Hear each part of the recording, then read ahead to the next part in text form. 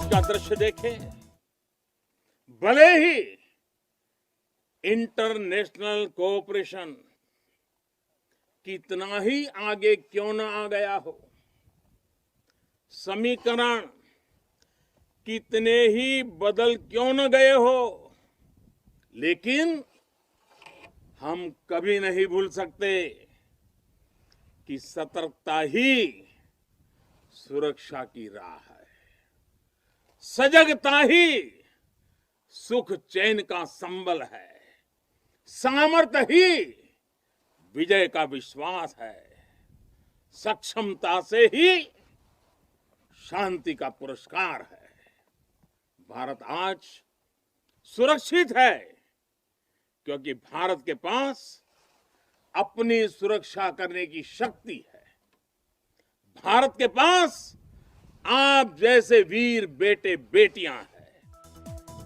साथियों, जब भी जरूरत पड़ी है, भारत ने दुनिया को दिखाया है कि उसके पास ताकत भी है और सही जवाब देने की राजनीतिक इच्छा शक्ति भी है।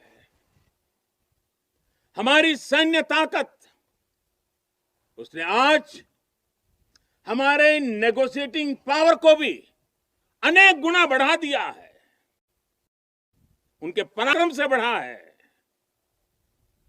उनकी संकल्प शक्ति से बढ़ा है। आज भारत आतंकियों को, आतंक के आकाओं को घर में घुस करके मारता है।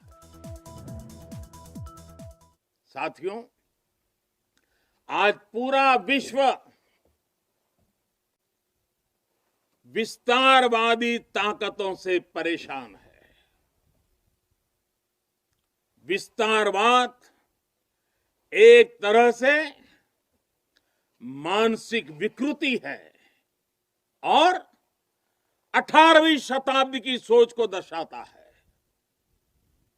इस सोच के खिलाफ भी भारत प्रखर आवाज बन रहा है।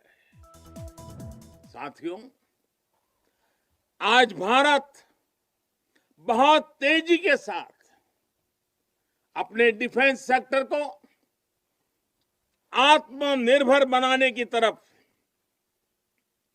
बहुत तेजी से कदम उठा रहा है, आगे बढ़ रहा है। हाल ही में हमारी सेनाओं ने निर्णय लिया है कि वो 100 से ज्यादा अलग अलग प्रकार की जो आवश्यकताएं, खासकर हथियार और साजो सामान, उसको अब विदेशों से नहीं लेंगे, भारत में उत्पाद की हुई चीजें ही लेंगे। मैं आपसे एक और आग्रह करता हूं कि मातृभाषा वो जानते हैं आप, हिंदी जानते हैं, अंग्रेजी जानते हैं, क्यों ना अपने किसी एक साथी के पास से भारत की कोई एक और भाषा आप जरूर आत्मसात कीजिए, सीखिए। आप देखना वो आपकी एक बहुत बड़ी ताकत बन जाएगी। आप जरूर देखेंगे ये बातें आप में एक नई ऊर्जा का संचार करेगी। साथियों, जब तक आप है, आपका ये हौसला है, आपकी ये त्याग और तपस्या है, 130 करोड़ भारतवासियों का आत्मविश्वास कोई नहीं डिगा पाएगा। जब तक आप हैं, तब तक देश की दिवाली इसी तरह रोशन होती रहेगी।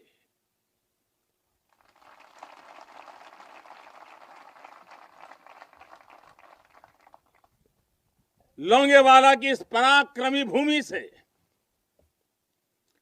वीरता और साहस की भूमि से, त्याग और तपस्या की भूमि से मैं फिर एक बार आप सबको भी और देशवासियों को भी दीपावली की अनेक अनेक शुभकामनाएं देता हूं। मेरे साथ पूरी ताकत के साथ दोनों मुट्ठी ऊपर करके पूरी ताकत से बोलिए, भारत माता की, भारत माता की, भारत माता की।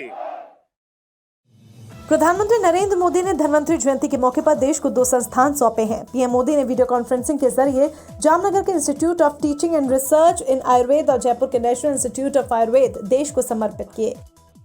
छोटी दीपावली के अवसर पर देश के लोगों को प्रधानमंत्री मोदी ने धनतेरस और छोटी दीपावली और दीपावली की शुभकामनाएं दी। आज छोटी दिवाली है, कल बड़ी दिवाली है। आपको, आपके परिवार को भी मेरी तरफ से इस दीपावली के पावन पर्व की अनेक अनेक शुभकामनाएं हैं। बहुत बहुत धन्यवाद। राम मंदिर पर आए फैसले के बाद आज मुख्य दीपोत्सव पर राम की पेड़ी 5.51 लाख दीपों से अयोध्या का वैभव दिखाएगी। वहीं 14 मंदिरों में भी 54,000 दीप जलाए जाएंगे। चीन के सरकारी अखबार ग्लोबल टाइम्स ने दीपावली से ठीक पहले प्रधानमंत्री नरेंद्र मोदी के वोकल फॉर लोकल के आह्वान का मजाक उड़ाया है।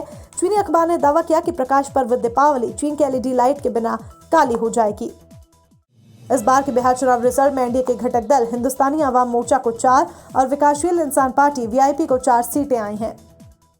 नीतीश कुमार ने चिराग पासवान पर बड़ा हमला करते हुए कहा है कि चिराग एनडीए में भ्रम फैला रहे हैं, इसलिए उन्हें एनडीए से बाहर जाना होगा।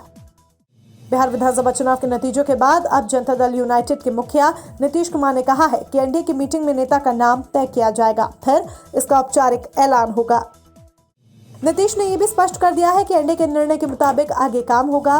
वहीं उन्होंने एलजीपी से जुड़े सवाल पर कहा कि कहां क्या हुआ है, ये भारतीय जनता पार्टी को पता लगाना है। सवाल ज्यादा सीटों पर हार को लेकर भी हुआ तो नीतीश कुमार ने कहा कि एक-एक सीट का विश्लेषण किया जा रहा है। कांग्रेस के पूर्व अध्यक्ष राहुल गांधी ने ट्वीट कर कहा है कि प्रधानमंत्री नरेंद्र मोदी की ओर से उठाए गए कदमों के कारण देश पहली बार मंदी में चला गया है। राहुल के हमलों का जवाब देते हुए वित्त राज्य मंत्री अनुराग ठाकुर ने कहा, राहुल गांधी को अपनी पार्टी पर ध्यान देना चाहिए। कांग्रेस में उनके खिलाफ माहौल बन रहा है, उन्हें आत्मचिंतन करना चाहिए। अमेरिका के पूर्व राष्ट्रपति बराक ओबामा ने राहुल गांधी को लेकर अपनी आत्मकथा अ प्रॉमिस्ड लैंड में कांग्रेस नेता राहुल गांधी नर्वस और कम योग्यता वाले बताए हैं। चीनी सेना को ढूंढने से भी नए सैनिक नहीं मिल रहे हैं। चीन के युवा अब सेना की बजाय अन्य आकर्षक नौकरियों में जाना पसंद कर रहे हैं, जिससे पीएलए के लिए बड़ी मुश्किल खड़ी हो गई है। रूस ने कहा कि अगर भारत चीन के बीच सीमा पर तनाव बढ़ता है तो पूरे यूरेशिया क्षेत्र में अस्थिरता बढ़ेगी। रूस ने भारत को जल्द S-400 मिसाइल रक्षा प्रणाली देगा। S-400 में लगी मिसाइलें 400 किलोमीटर तक आने वाले विमानों को स्पॉट और ट्रैक और लक्ष्य पर कई मिसाइलों से हमला कर सकता है। रूस ने शंघाई सहयोग संगठन में भारत की बात का समर्थन करते हुए कहा है कि चर्चा के दौरान कश्मीर जैसे भारत पाकिस्तान के द्विपक्षीय मुद्दों को नहीं लाना चाहिए। रूस ने इसे संगठन के सिद्धांत के खिलाफ बताया है। मध्य प्रदेश सरकार के मुखिया शिवराज सिंह चौहान ने 20,000 हितग्राहियों के खाते में 10-10 हजार रुपए की राशि सिंगल क्लिक के माध्यम से जमा कराई। हिमाचल में मौसम में होगा भारी बदलाव। शनिवार को दीपावली के मौके पर प्रदेश के कई क्षेत्रों में बारिश और बर्फबारी होने के आसार हैं। 15 नवंबर को प्रदेश के कई क्षेत्रों में भारी बारिश और बर्फबारी होने का येलो अलर्ट जारी हुआ है। हिमाचल में मौसम विभाग ने चेतावनी दी है। इजरायली तकनीक पर आधारित देश में पहला LAV ACB परीक्षण किया गया, जो घूसखोर बाबुओं के झूठ को पकड़ लेगा कि रिश्वत लेने वाला व्यक्ति सच कह रहा है या झूठ। ACB उसकी सभी फॉरेंसिक जांच करेगा। गुजरात के वरिष्ठ अधिकारियों और BSF के अधिकारियों के साथ भुज में केंद्रीय गृह मंत्री अमित शाह और गुजरात के मुख्यमंत्री विजयभाई रूपाणी की उपस्थिति में बैठक हुई। पूर्वी लद्दाख में अप्रैल महीने से जारी भारत चीन के बीच सीमा विवाद जल्द ही हो सकता है समाप्त। दोनों देशों की सेनाओं ने पूर्वी लद्दाख सेक्टर से डिसएंगेजमेंट की सहमति जताई है। दिवाली पर एक और बड़े आर्थिक पैकेज का ऐलान करने जा रही है मोदी सरकार। रोजगार बढ़ाने पर होगा फोकस। बिहार चुनाव के परिणाम से निराश हुए लालू यादव तेजस्वी को दी गठबंधन की राजनीति में संभावनाएं तलाशने की सलाह। बिहार विधानसभा चुनाव और देश के विभिन्न राज्यों में हुए उपचुनाव के नतीजे आने के एक दिन बाद राहुल गांधी ने चुनावी मुद्दों से साफ तौर पर बचते हुए कोविड-19 वैक्सीन पर किया फोकस। बुधवार को गांधी ने ट्वीट किया, भले ही फाइजर ने एक वैक्सीन बना लिया है, लेकिन इसे हर भारतीय तक पहुंचाने के लिए लॉजिस्टिक पर काम करना जरूरी है। दिवाली और छठ पर चलाई जा रही हैं स्पेशल ट्रेनें। इन ट्रेनों पर यात्रा करने के लिए आज से रिजर्वेशन हो रहे हैं शुरू। उत्तर प्रदेश में योगी सरकार के मिशन रोजगार के तहत मार्च 2021 तक 50 लाख युवाओं को सेवायोजित करने के लक्ष्य पर रखा है। 50 लाख युवाओं को मिलेगी नौकरी। भारत सरकार ने इंटरनेट पर समाचार और मनोरंजन प्रसारित करने वाली सेवाओं पर पहली बार अपना नियंत्रण बनाने की पहल की है। नवनिर्वाचित राष्ट्रपति जो बाइडेन ने यूरोपीय सहयोगियों के साथ की बातचीत। यूरोप के कई नेताओं ने उम्मीद जताई कि बाइडेन के शासन के दौरान रिश्तों को किया जा सकता है दुरुस्त। दिल्ली एनसीआर में बढ़ते प्रदूषण के मद्देनजर ईपीसीए ने दिल्ली बॉर्डर पर खड़े सैकड़ों ट्रकों को रात 12 से सुबह 6 बजे तक दिल्ली में प्रवेश की इजाजत दे दी है, जबकि दिन में प्रवेश वर्जित है। बिहार में फिर से नीतीश सरकार 16 नवंबर को मुख्यमंत्री नीतीश कुमार ले सकते हैं मुख्यमंत्री पद की शपथ। हरियाणा में फरीदाबाद के बल्लभगढ़ में हुए निकिता तोमर हत्याकांड की सुनवाई अब फास्ट ट्रैक कोर्ट में होगी। इस मामले की सुनवाई अब डे टू डे आधार पर की जाएगी।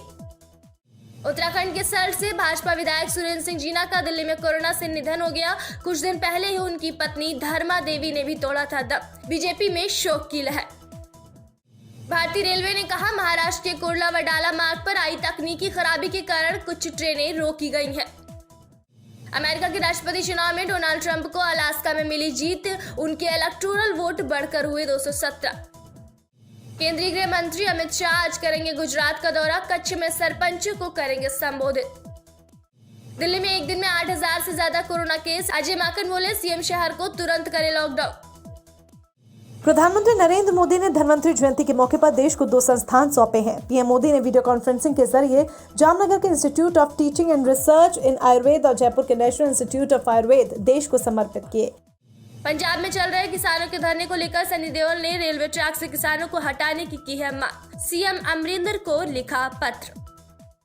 आज सुबह 11 बजे महागठबंधन के नवनिर्वाचित विधायकों की होगी बैठक। आरजेडी नेता तेजस्वी यादव की अध्यक्षता में होगी बैठक, जिसमें कांग्रेस और वाम दलों के वरिष्ठ नेता भी होंगे शामिल। बिहार में एक बार फिर बनी एनडीए की सरकार। नीतीश कुमार के नेतृत्व वाले राष्ट्रीय जनतांत्रिक गठबंधन के उम्मीदवार 243 में से 125 सीटों पर रहे विजयी। राष्ट्रीय जनता दल यानी कि आरजेडी का इंतजार 5 साल और बढ़ गया है। जनता ने बिहार की सत्ता का ताज एक बार फिर सजा दिया है नीतीश कुमार के सिर पर। एनडीए की बहुमत हासिल करने के साथ ही नीतीश कुमार के लगातार 4थी बार मुख्यमंत्री बनने की राह हो गई है साफ। हालांकि इस बार जदयू को नहीं मिली 2015 जैसी सफलता। बिहार चुनाव में एनडीए की जीत दर्ज करने के बाद पटना में भाजपा कार्यालय के बाहर लगाए गए पोस्टर्स में बिहार वासियों को दिया गया धन्यवाद। बिहार विधानसभा चुनाव में बहुमत मिलने के बाद बुधवार को मुख्यमंत्री नीतीश कुमार के घर होने वाली है बैठक। आरसीपी सिंह, अशोक चौधरी सहित पार्टी के बड़े नेता होंगे शामिल।